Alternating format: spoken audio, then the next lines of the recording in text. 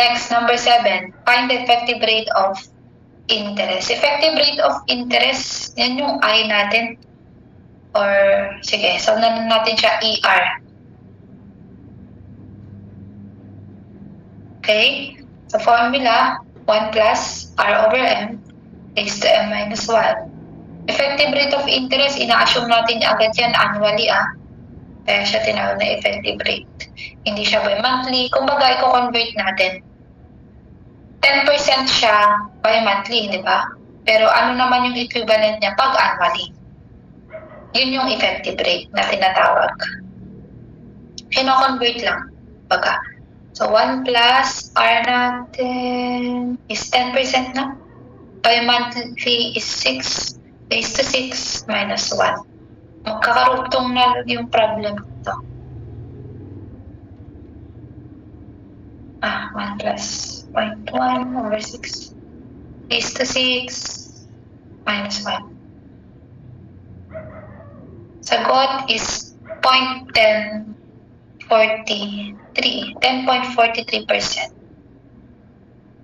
So, answer is letter D. Next, 8. Find the equivalent rate of interest if it is compounded quarterly. So, again, di ba marami tayong compounding period? Pwedeng by monthly. Pwede rin namang annually. Pwede rin namang quarterly. Nako-convert lang yan. Ngayon, gawin naman daw natin compounded quarterly. Ang alin? Yung 10% na bi-monthly. Ko-convert lang. At ang isang mabisang paraan nga is ko-convert natin parehong ER. Imaginein mo to. Diba, na-solve natin yung ER ng bi-monthly. Yung 10% bi-monthly kanina. Ito yun 10% bi-monthly. May na-solve kang ER. Ganon din yung quarterly. So, kahit quarterly pa yan, may ER din po. And same yun. Same. Para sila na annually. Kaya ang ginagawa natin, ang ER ng bi-monthly, same lang sa ER ng quarterly. Kumbaga, nagtali sila, nagtugma sila sa annual. Kasi annual is isang taon. Parehas lang dapat. Okay? Kino-convert lang natin, engineers. Kaya dapat hindi mababago yung value. Same lang sila ng annual. Then, saka mo isalpak yung formula na to. Ito, yan. ER formula to ER formula, both side, maglagay ka ng ER formula. Yan by monthly dito, di ba? So, 1 plus 10% divided by 6 raised to 6 minus 1. Ito yon. Yan ang ER pag by monthly. Ganon din sa kabila. 1 plus, ayun, hanapin natin yung R. Paano naman pag quarterly? So, divided by 4. Raised to 4 minus 1. Then, saka natin siya i-shape solve. Ganyan lang siya kasimple.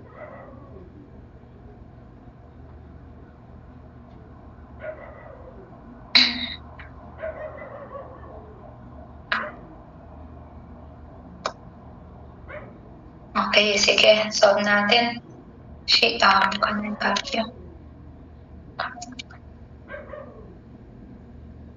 Ito may value naman na to, di ba? 10.43% na siya. Itong left side. Itong left side na to. Di ba? Ito rin yun. So, 10.43% na siya. Ikaw, kung itatype mo pa ng buo, ilang din naman. Ayan yan na rin lang yan. So, dyan ko na lang isingit na 1 plus alpha x over 4.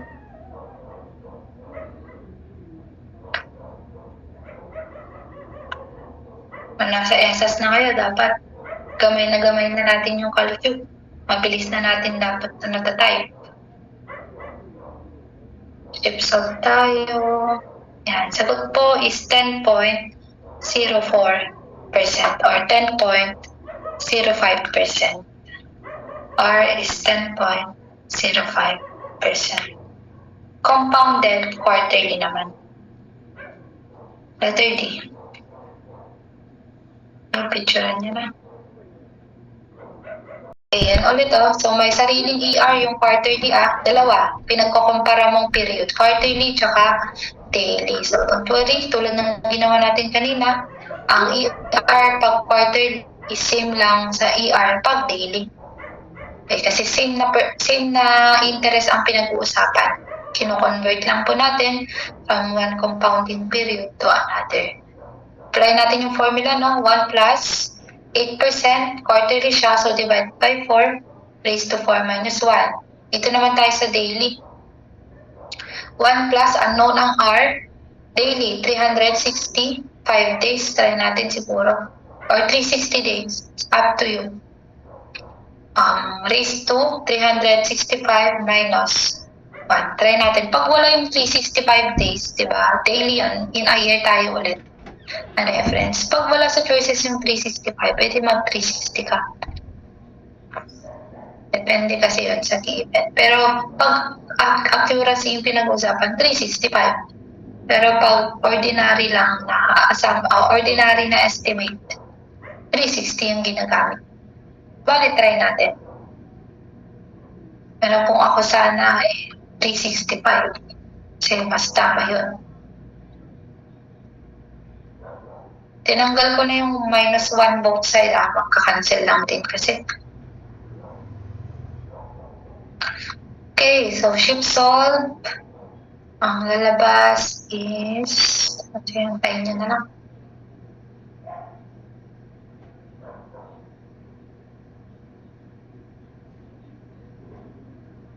Get solve, masyado bang mataas. Okay, hindi niya kaya. Sige, try mo ulit sa left side lang. Yung left side, ang sagot, 0.0824. Minus 1 kasi, yan o. 0.0824. Then, trial and error nyo na dito sa right side ng equation. Try natin. 1 plus alpha x over 365 raised to 365. Count natin, no, yung mga choices. Minus 1 pa pala. Okay, calc 0.08. Yung letter A. Malayo. Medyo malayo. Calc 0.0792. Letter B. Ayun. So, answer po is letter B. Trial and error nyo na.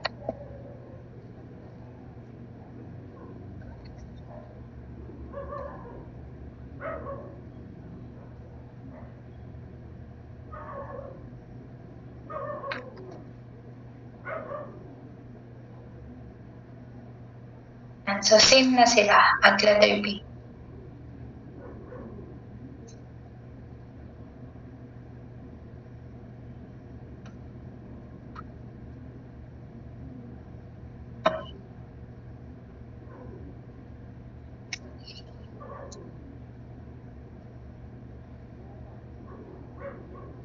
Next, number 10.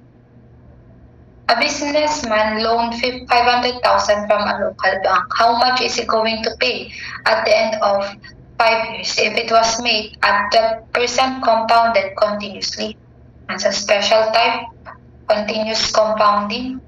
So for continuous compounding, meron tayong formula, no? Yung PERN, F is equal to PERN, PE raised to RN. Yan. Ano bang tanong? How much is he going to pay at the end of 5 years? Future value ang hinahanap. Obvious din kasi sa ating choices. Given mo 500k lang, tingnan mo yung mga choices, puro tumaas or lumaki. So, future value. So, 500,000.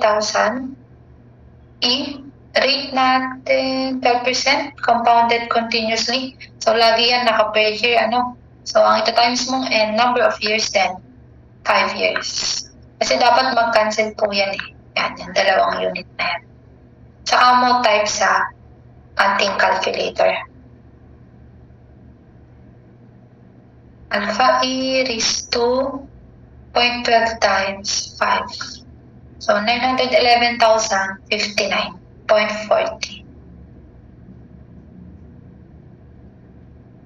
Letter C, yung ating sagot.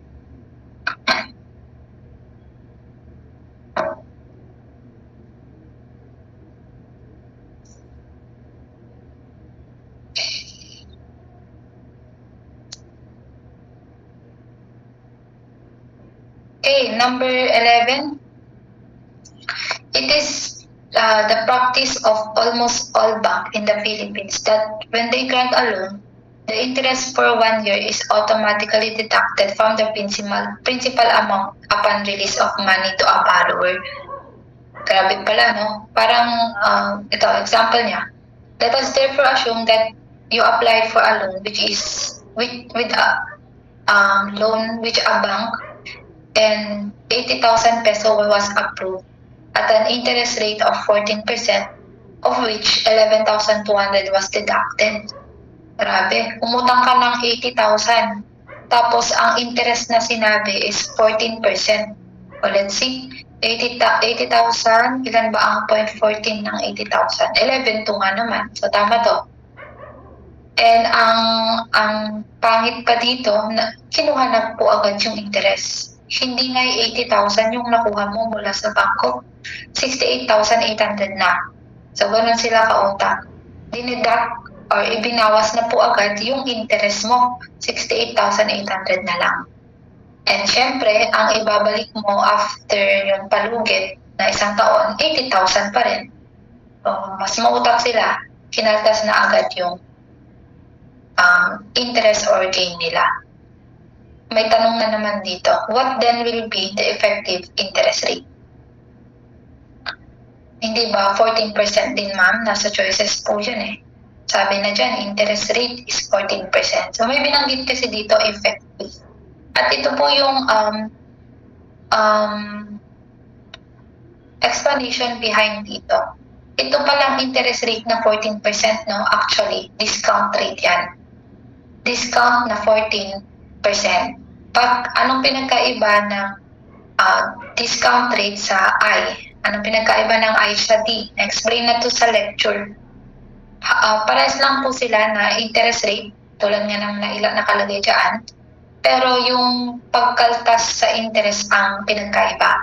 So pag sinabi po natin discount na interest rate, ngayon pa lang, katulad ng senaryo na yan, binawas ko na yung interest. Diba? Mautak yan. Pero kapag I naman po, ito yung interest na bibigay mo after sana ng palugit. Kumbaga, ang ibabalik mo na sana kung sakali is 80,000 plus interest. Nasusundan po ba? Pag sinabing D, discount yan na ikinaltas ngayon. Pero yung I, interest yan na babayaran mo soon. So, parehong may point, parehong magigain ka. Diba? Kung ako hanggat maaari, ito sana yung sisingilin na lang yung interest after. Hindi yung ngayon pa lang kinolekta na yung interest. So, yun po yung pinagkaiba. Yung mode of payment lang or mode of collecting the interest. Kailan? Ngayon na ba or in the future? Parang ganun. Pero same lang yan na about interest, kaya may relationship po sila. I po is equal to D, 1 minus T. So yan lang, yung simpleng formula natin. And FYI, derived po yan sa formula ng simple interest. 1 plus I, N. Diyan po galing yung formula na yan. Okay, so I lang naman yung ating hinahanap, di ba? So 0.14, 1 minus 0.14. So ilan kaya ang equivalent na ito?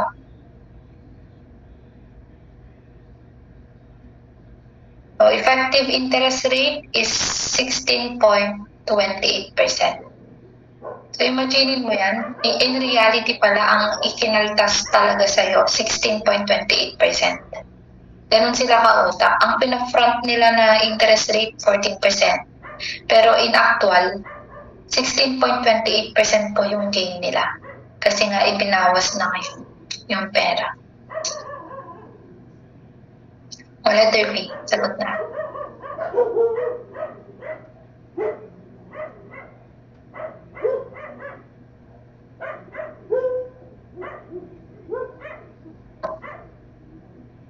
Try mong gamitin tong formula na to na lang after ng lecture natin kasi kukulangan tayo ng time eh. Ang F mo, syempre, 80,000. Ang P mo, 68,800. So, parang ganyan. Ang N mo, 1 year. Try nyo po. Ang I naman solve nyo, 16.28%. Try nyo na lang at home. Galing lang dyan yung formula na yan. Next tayo, number 12. An engineer promised to pay 36,000 peso at the end of 90 days. He was offered a 10% discount if he pays in 30 days. Find the rate of interest. So, try natin to. Gamitin yung anong gusto mong formula. Yan, binanggit na po. 10% discount. Yan yung D. Parang yung sa scenario natin dito kanina. Saan na ba yun? Yan, D yan. Yung 14%. Discount. Kinaltas na ngayon yung gain nila.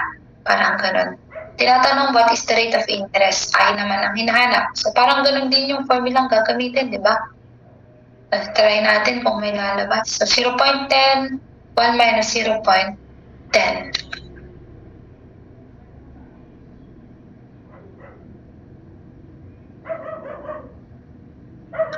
So, answer is 0.11. 11. Yan. Engineers, wala po sa choices. Bakit kaya? Tingnan mabuti. Yung 0.1111, anong duration yan? Sabi dito, he was offered a 10% discount if he pays in 30 days. Earlier, di ba? Ang target kasi, magbabayad kasi, gawa kang cash flow para makita mo. Ang target kasi, magbayad ka ng 36,000 after 90 days. Pero kung aga-agahan mo ng konti, 30 days, so ilan yung lilipas? 30 days, di ba? Yan. Pag aagahan mo ng konti, hindi na 36,000 yung babayaran mo. Magkano na? Di ba? May discount ka na 10%, edi 90% na lang yung babayaran mo. 32,400. Okay, so that is, sulat ko na lang dito. 36,000 times 90% na. So, we have 32,400. So, yan yung scenario natin. Cash flow. Pag within 30 days ka magkabayad, 90% ang babayaran mo na lang, 32,400. Pero pag lulubusin mo hanggang 90 days, 36,000. Okay, balik ako sa sagot natin. Tama na to. Basta maintindihan mo lang yung scenario. 0.1111 ang interest rate sa ang duration. Eto. Yan. Yung N po na to. Yan yung 0.1111 sa interest na yan. Kasi yun yung pagitan ng dalawang araw eh. And we can say ito ay 60 days. Tama? 90 minus 30 is 60. Okay, so we can conclude for 60 days to. Ang interest rate is 0.1111. Ngayon, gawin natin, wala kasi sa choices, tama na sana yan eh. So, kung wala po sa choices, ina-assume natin for 1 year. Kasi yun yung default ng mga interest hanggat maaari. 1 year po ang reference. Hanggat maaari. So, i-convert lang natin yan. Ano ang I natin for 1 year? So, 0.1111, 60 days eto. For 60 days. Conversion factor natin, 360 days in 1 year. So again, pwede mong i-try 360 days. Nga pala, magka-cancel yan. Hindi nasundan ng iba. Cancel yung days, cancel yung days. So natirang unit is per year. So 0.1111, 360 divided by 60. Let's see kung meron na bang malapit sa choices.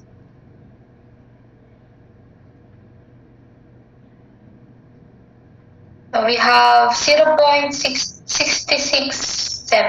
Letter C yung sagot. Try mo 365 days kung meron din sa choices. So, medyo malapit lang din naman yung sagot. And letter C lang naman yung 67%. Okay, letter C po ang sagot natin. 0.67 na interest rate. Ulitin ko lang, tama na to. Sana wala lang po sa choices. Kaya ginawa natin per year.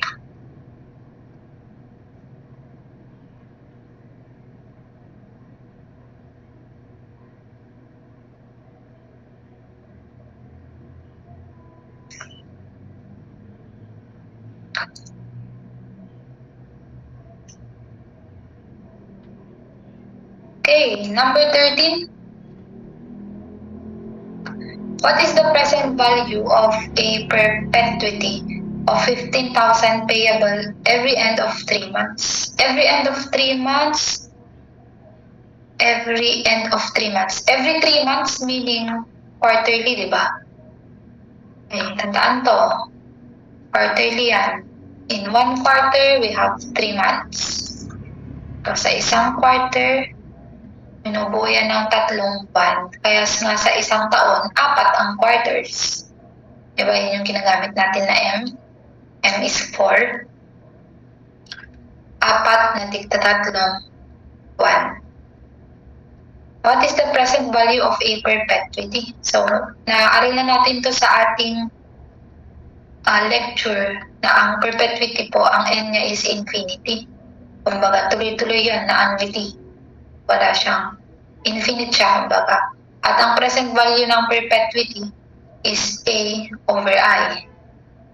Ang A natin, okay, ito, dapat tugma siya. In-explain ko naman maigi nung lecture natin na ingat sa pag-solve po ng mga annuity na problem sa econ.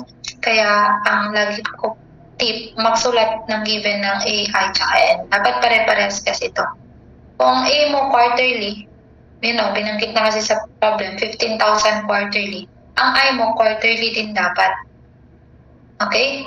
Quarterly ba to? Diba hindi? Naka-monthly po siya. Doon mapapasok yung magko-convert tayo. Sige, one at a time. Ang A natin quarterly, ang I dapat quarterly. So, first na step, gagawin po natin quarterly yung ating 9% na monthly na given. Okay? Kasi dapat yung I quarterly natin, ganito siya R over 4. Diba? Quarterly is 4 ang M niya. So, ito yung kailangan natin. How? Yung ER. Yung ginagamit natin ER kanina. ER pag quarterly is ER lang din kapag ka monthly. Ito yung dalawang pinagko-compare. Monthly at saka quarterly. Apply the same formula. 1 plus R over 4, di ba? Quarterly, raised to 4 minus 1 equals 1 plus 9% compounded monthly siya, so divided by 12. Then raised to 12 minus 1. And remember, ito na pong buong to ang kailangan mo. Yan. Itong buong to. Kailangan natin yan mamaya. So ito na yung shift solve natin sa calculator. Gawin mo ng alpha x sa calcu. So ano ang value ng x sa calculator? Pag sinip solve yan, try natin.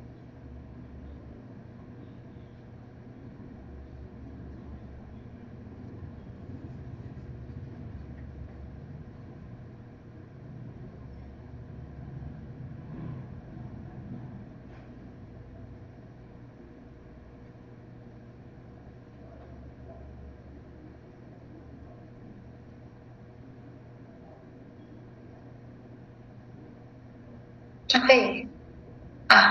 Mistake. Shift solve natin to ng buo, yung alpha x. Ito, itong buong to. Yan. Kasi yan lang din yung kailangan natin sa I So, yung buo na lang. Ikaw, kung anong trick mo, shift solve mo yung R, okay lang natin. Okay, shift solve. Yan, store natin tong value na to sa B. Yan, store mo lang sa B.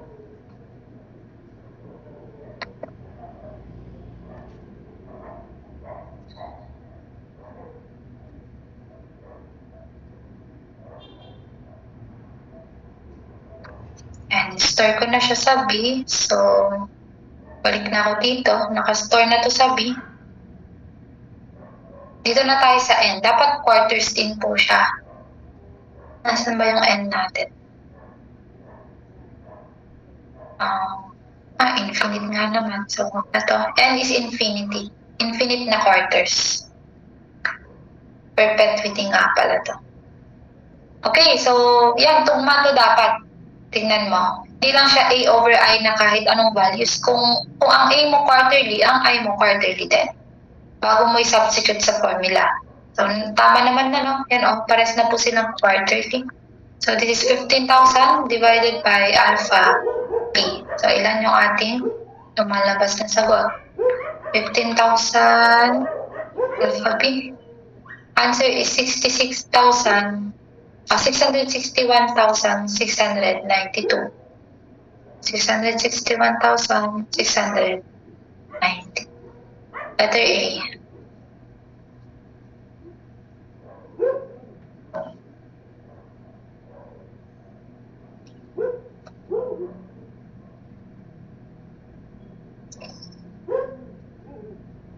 Okay, sige, picturean nyo na.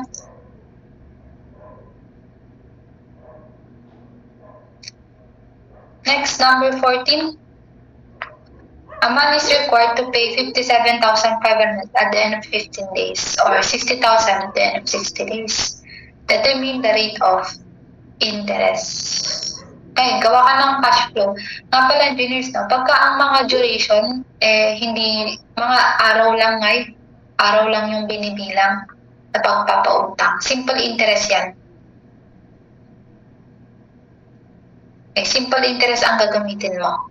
F is equal to P, 1 plus I, N. Yan. So, tingnan mo na, halimbawa mas malaki, 60,000, diba? So, yan yung future value. P natin is 57,500. Kung gagawa ka ng cash flow, parang ganito siya. Nandito yung 60K, nandito naman yung 57,500. Ngayon, at the end of 15 days to, at the end of 60 days naman to. Tingnan mo lang yung dalawang araw. Ano yung N? Yun lang yung magiging reference mo para sa value ng N. Ang N natin is obvious naman, 45 days. 60 minus 15 days. So, 45 days ang N. Okay, yun yung gamitin natin.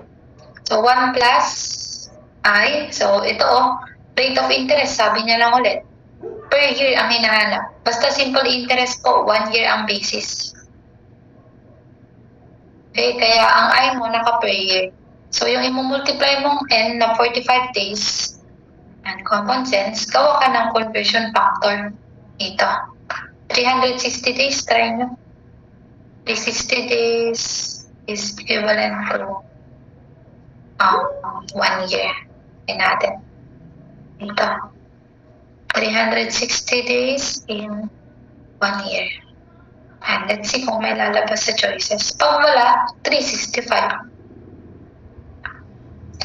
Tsaka ang kagandahan naman sa board exam ng Econ, hindi nga po nila kayo papahirapan. Kunwari, hindi na nila ilalagay dyan na may 365 days sa choices. Pag trinay mo yung 360, meron na. Hindi na nila ulitin. Isa pang bagay, kapag trinay mo yung simple interest na formula dito, yun lang yung may makukuha kang sagot sa choices. Pag trinay mo na yung compound interest, continuous compounding, or unwitting na formula, wala na po sa choices. Yun naman po yung na-observe na. Hindi masyado pinapahirapan or ginagawang tricky yung problem sa Econ. Kung trinay mo na lahat ng formula, lahat din nasa choices, parang ganun. So, hindi naman ganun sa Economy.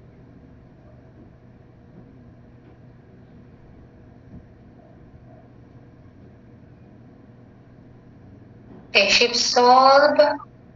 So, 34.70. So, ayun, meron naman na sa choices. Letter P. Piliin natin yung letter P.